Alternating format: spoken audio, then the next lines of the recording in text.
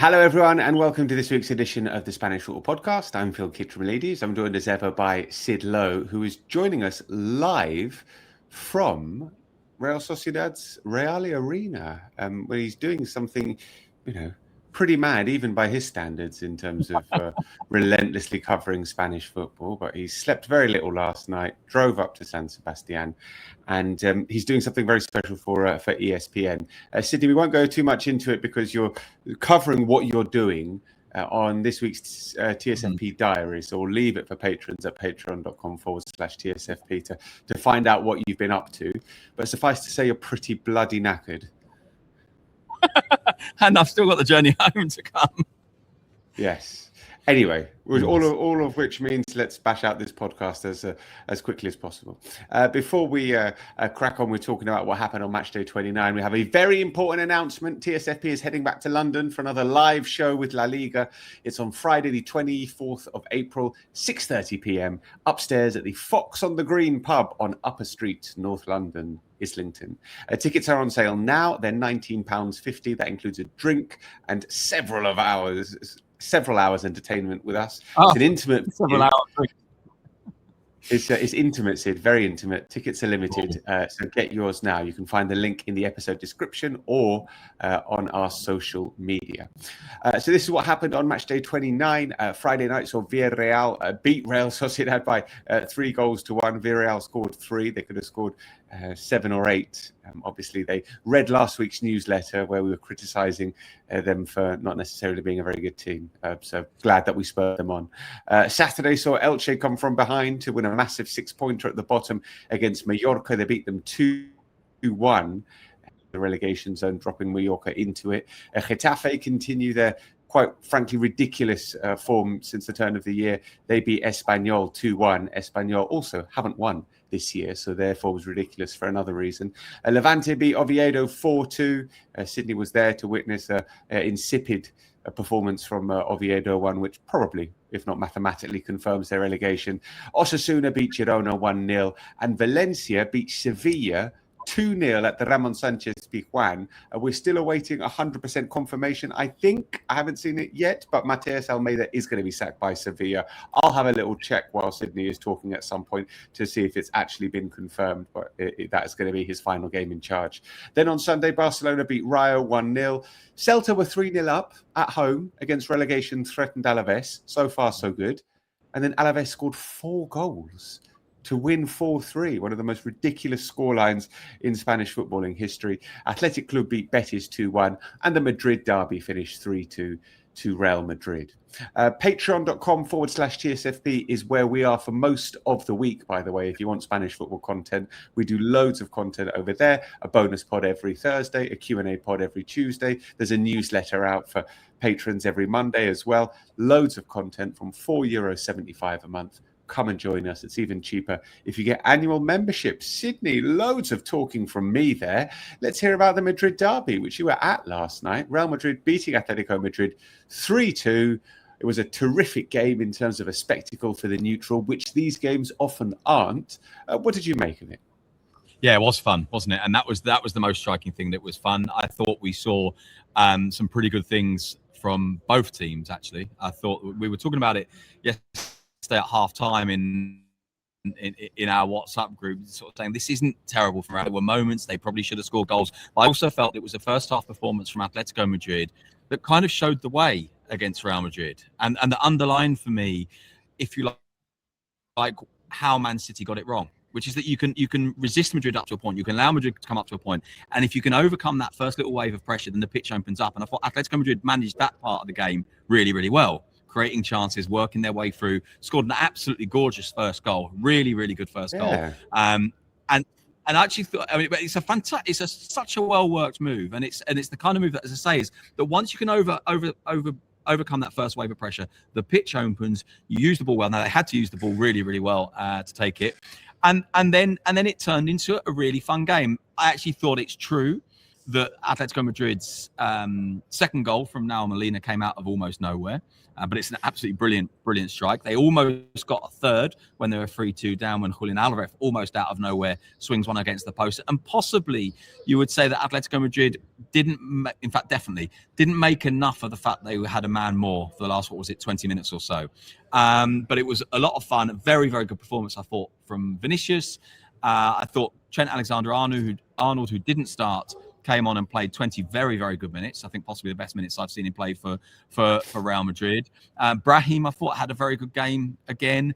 And I thought a couple of players didn't have very good games. And for me, the standout player who didn't have a good game was Josema Jimenez, who came on at halftime and I thought was surprisingly poor.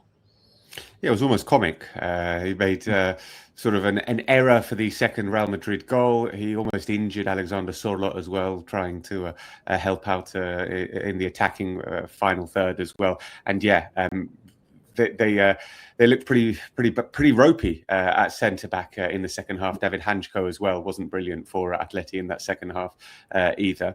There was a red card, Sid. Fede Valverde was sent off. I was surprised when the red card was shown. What did you think? Yeah.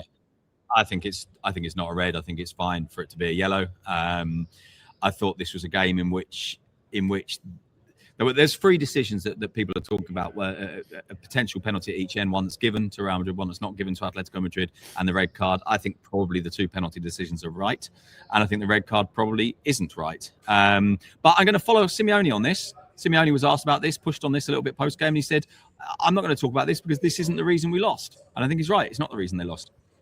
Yeah, good on him.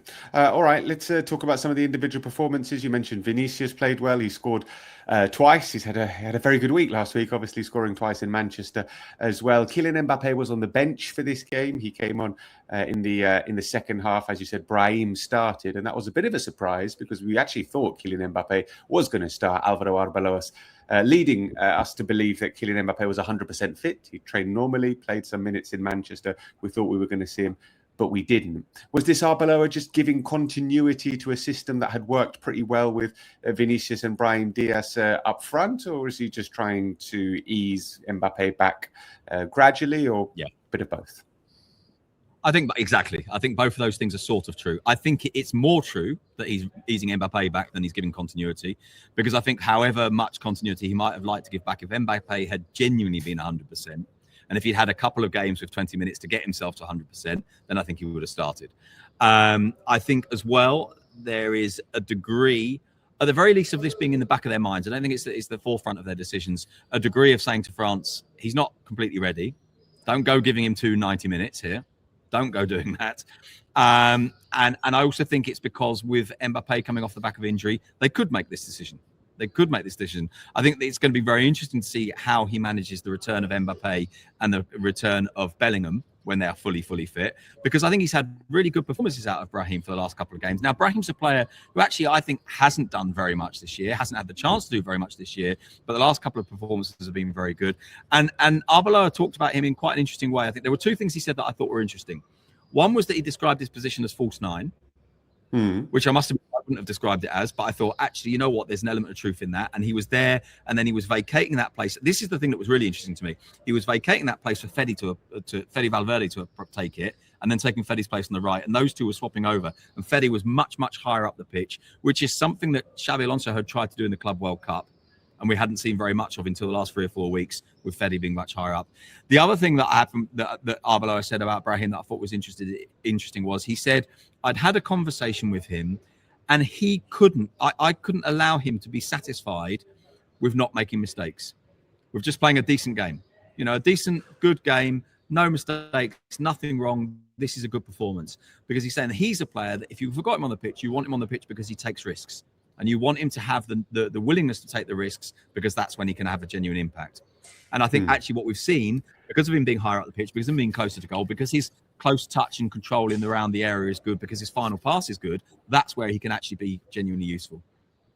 Trent Alexander-Arnold wasn't in the starting 11, Sid. He was left on the bench. Dani Carvajal started at right back, and Trent was on the bench reportedly because he was late to training earlier on in the week, and this was a repercussion and a punishment for that. Alvaro Arbeloa failing to 100% confirm it, but sort of at the same time confirming it as well with his responses. Sid, I've been watching this game. I get the feeling that this was actually it's quite a big triumph, this, for Arbeloa. You know, but his idea, his sort of system, bringing in Thiago Pitach, starting with Brahim. I know he came off, and leaving Trent on the bench. All these things, it feels like this is a really, really big win for Arbeloa. I also think it's a really big win, and I think one of the reasons this is a big win is that it also feels like a pretty big shift. Here's the time to be honest and hold up our hands and say that a month ago we were looking at Arbeloa and thinking he's out of his depth. We were looking at Arbeloa and thinking that his decisions felt like decisions that were done to put out fires rather than because of a true commitment to what he was trying to do. So you had Carvajal Hazamon gets a game, doesn't play very well, they lose.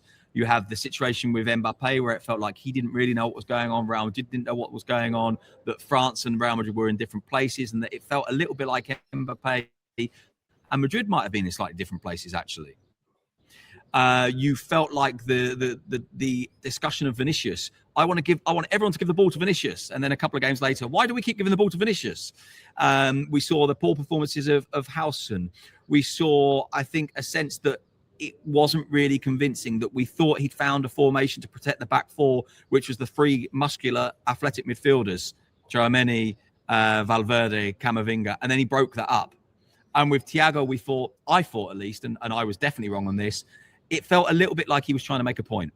Here's a youth team academy player trying to make a point, and I wasn't convinced that he was truly behind it, that he was truly going to force this through.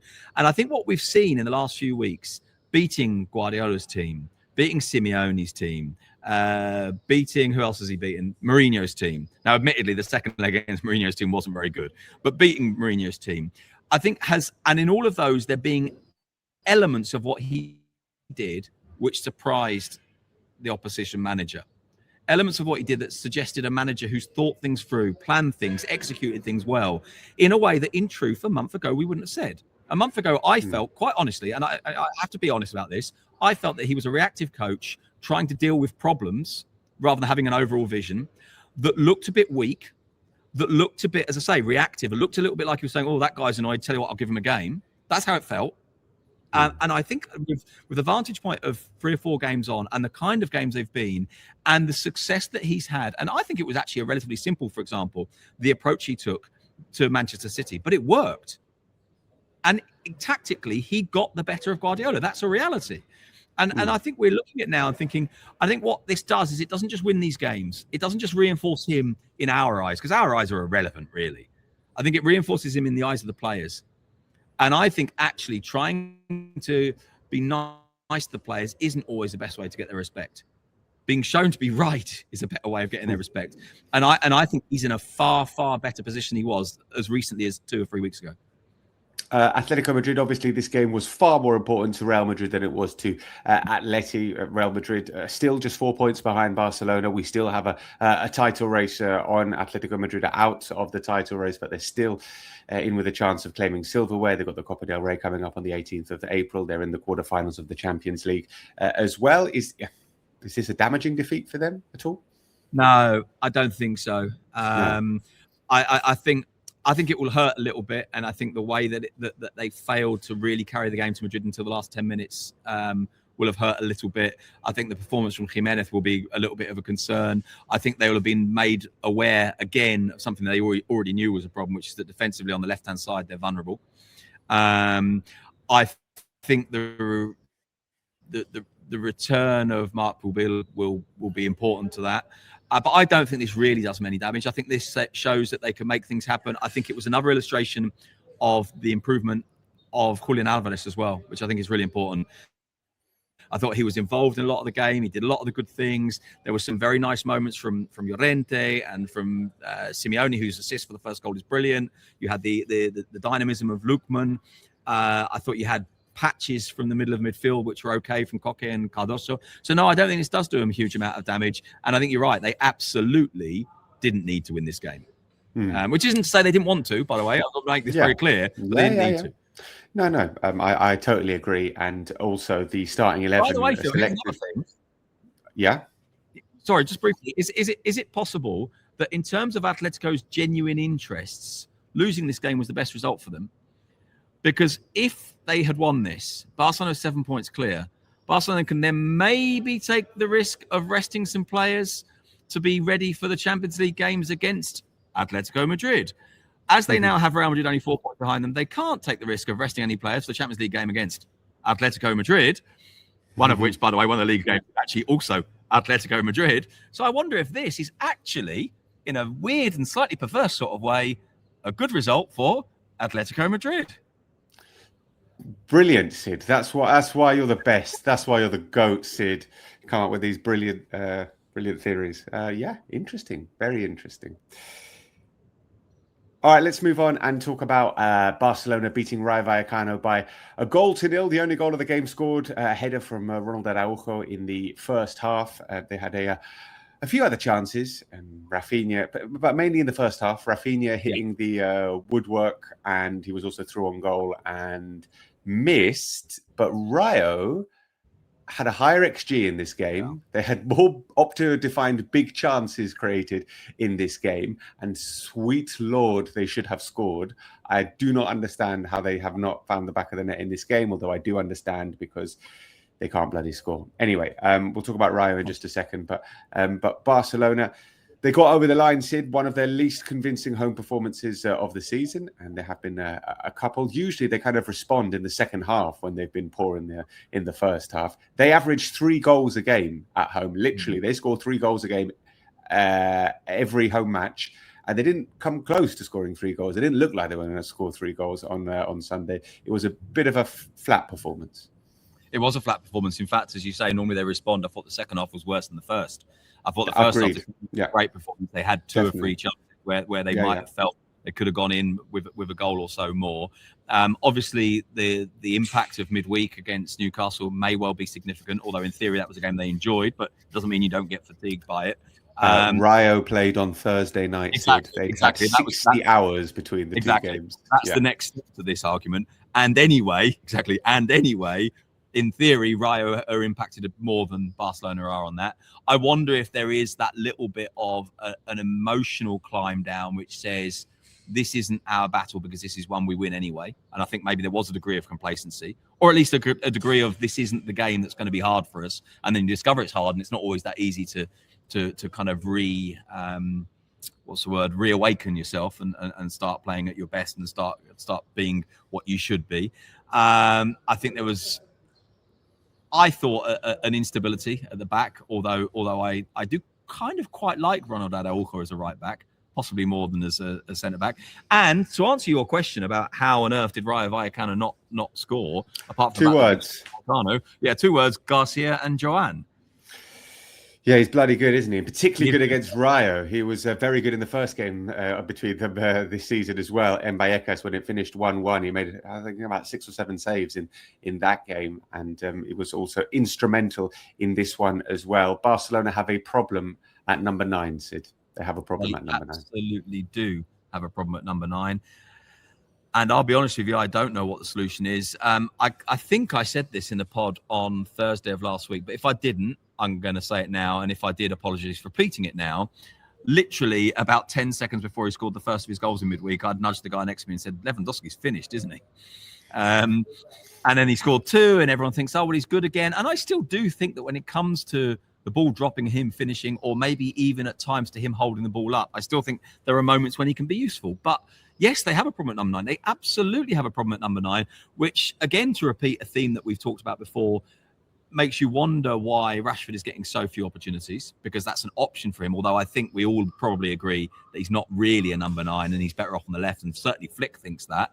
You wonder about, Flick mentioned the other day that Dani Olmo as a false 9 could be a possibility for them.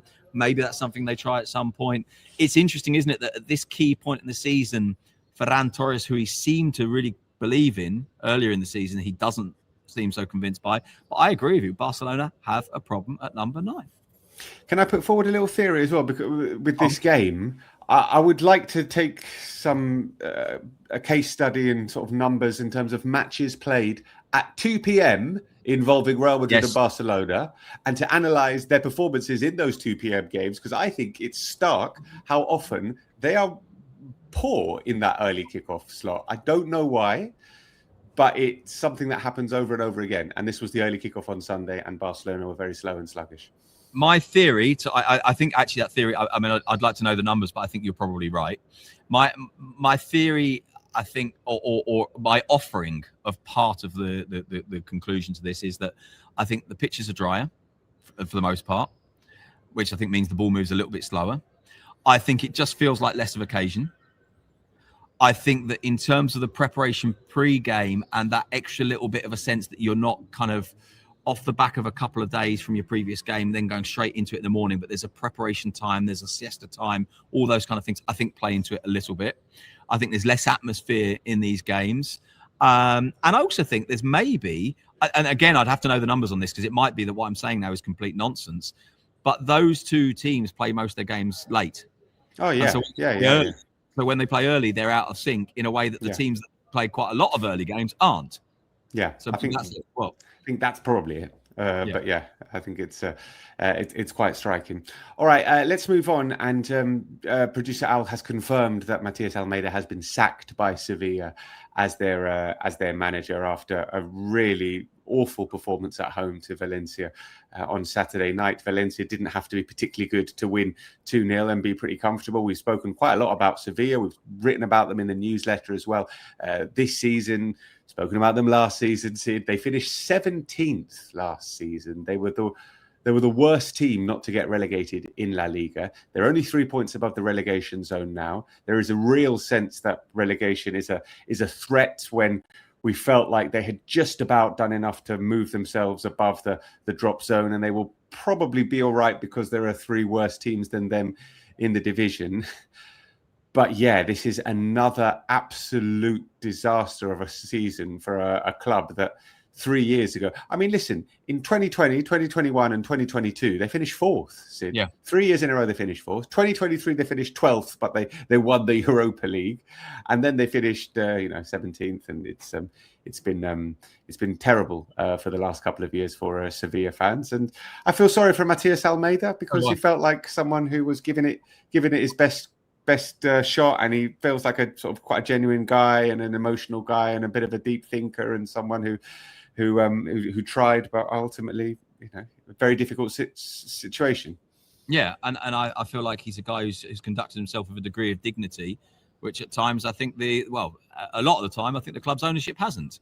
Now, I don't want to make it about this, and I don't want to make it a morality tale, because there is still a reality as well as a morality, which is that they're not very good, and that he is responsible for them not being very good, or at least responsible for them being not very good up to a point. But I think there've been moments this year where they have been okay. There've been moments this year where you could see a connection between him and his players that were getting something out of a pretty limited squad, maybe not limited enough to go down. And so if they do go down, it would still be a disaster in terms of what your raw materials are and what your reality is. But I think that the idea of sacking him as a solution, I think, is very, very short-termist, because we know that problems are deeper. Now, what you would argue, or you would ask, well, okay, then, so what is the solution in terms of how deep their problems are? Well, the solution, of course, is a change of ownership, and that is on its way, in theory. I believe it's the back end of next week, or is it the back end of this week even? Back end of this week, that the period of exclusivity that the syndicate that Sergio Ramos is part of has to go ahead, complete due diligence, get the club bought. And so you're in a position where maybe that starts to fix things. But of course, what happens if there's a sale coming up and a club goes down to second division, or looks like it's going to go down to second division? Yeah. Well, what happens is people start changing the price. Yeah. People start saying, I'm not paying that. So even that lifeline is now threatened by the possibility of them going down. And the stability of the club is threatened by the possibility of them not going down. And so, as I say, I don't want to turn this into a rant or turn this into a kind of a frenzied defense of Matias Almeida, who I think is culpable of a lot of things. But he is not culpable of what is fundamentally the mess that Sevilla are in. No. I think, he has made some strange decisions and he's been a little bit too cautious. And, there have been some players that should have played a bit more maybe. But yeah, wow, what a mess. What a mess. We'll see who takes over. Luis Garcia Plaza is being suggested as a very likely candidate. And we should find out in the next few hours or so. Sydney, bloody hell, Celta Vigo, Alaves. What like a ridiculous comeback. You had predicted a home win for Celta and you were feeling very confident. Obviously, they were 3-0 up after half an hour and they just fell apart. Yeah.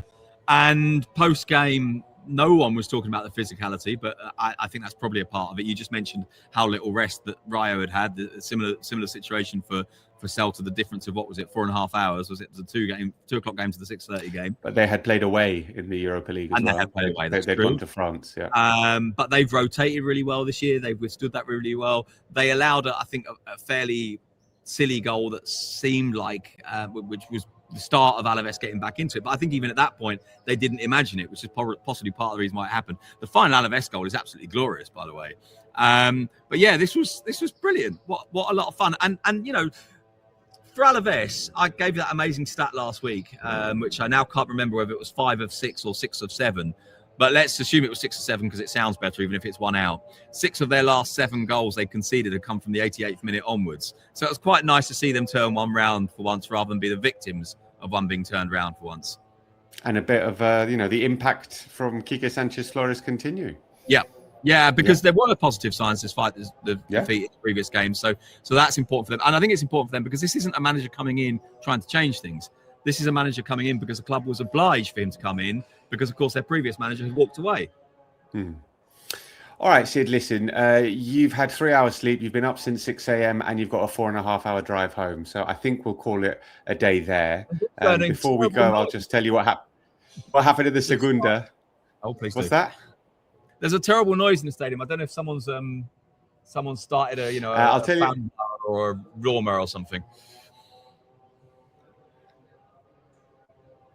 This is what happened in the Segunda. Racing's lead at the top is just 4 points after they were beaten 4-0 at home by Albacete. Behind them, it's Depor and Almeria tied on 55 points. Depor beat Zaragoza 2-1 and Almeria won 3-1 at Huesca. Malaga are fourth after they won 3-0 at Cadiz.